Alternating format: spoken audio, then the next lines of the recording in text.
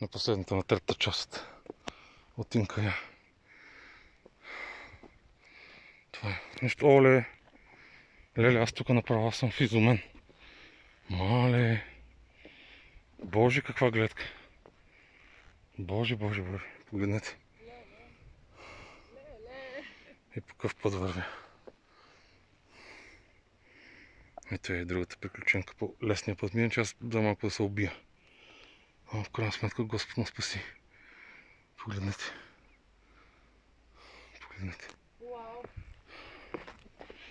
Синия камък.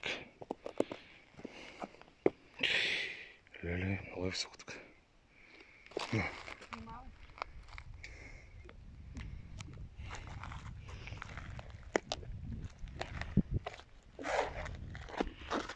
Тук внимателно трябва да се действа.